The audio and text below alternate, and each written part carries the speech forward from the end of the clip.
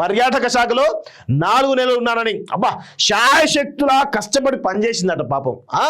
దీర్ఘకాలికంగా పెండింగ్లో ఉన్నటువంటి పర్యాటక పాలసీ 2025-30 తొలిసారిగా అమల్లోకి తెచ్చాను. అది నువ్వు ఉన్నా లేకున్నా ఈ ప్రభుత్వం ఒక నిర్ణయం తీసుకుంది. మరి గత ప్రభుత్వంలో ఎందుకు చేయలేదు? దాని గురించి క్వశ్చన్ చేయాలి. గత ప్రభుత్వం చేయలేదు, పెండింగ్లో పట్టింది, ఈ ప్రభుత్వం చేసింది, ఈ ప్రభుత్వంలో నాకు అస్వేచ్ఛ ఉంది అని చెప్పచ్చు కదా, చెప్పదు. ఇంకేముంటుంది?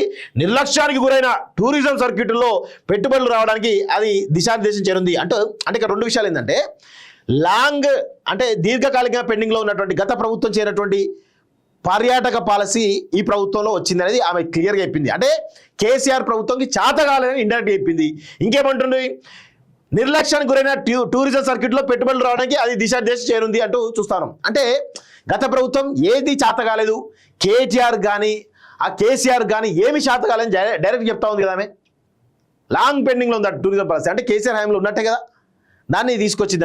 అంటే ఈ ప్రభుత్వం ఎక్కడో ఒక దగ్గర కేసీఆర్ చేయలేదు, అది ఈ ప్రభుత్వంలో వచ్చిందని ఆమె డైరెక్ట్గా చెప్పడం జరిగింది. అదేవిధంగా పర్యాటక శాఖ పనిచేయాలి పూర్తిగా మార్చి జవాబుదారీతనాన్ని పెంచా, ఎన్నో అవకాశాలకు తలుపులు తెరిచి అంతర్జాతీయ ఈవెంట్ నిర్వహణకు అవసరమైన లాజిస్టిక్స్ ప్రణాళికలను పూర్తి చేశా, పునాది వేశా. తెలంగాణ పర్యాటక శాఖతో పనిచేయడం ఆనందంగా గౌరవంగా ఉంది అని స్మిత తన పోస్టులో పేర్కొన్నారు. కాగా కంచగచ్చిబౌలి భూముల వ్యవహారంపై కృత్రిమ మేధా సాయంతో రూపొందించిన ఓ ఫోటోను ఆమె ఎక్స్లో పోస్ట్ చేసి ఆమె అబాసు పాలైంది.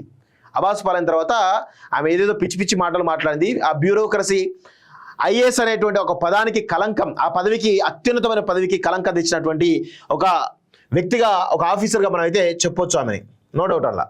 విదేశాల్లో ఉన్నత విద్యను చదువుకోవాలని అనుకుంటున్నారా? అయితే వెంటనే ఫ్లైగ్రాడ్ ఓవర్సీస్ ఎడ్యుకేషన్ కన్సల్టెన్సీని సంప్రదించండి. మీ విదేశీ కలలను సాకారం చేసుకోండి. ఫ్లైగ్రాడ్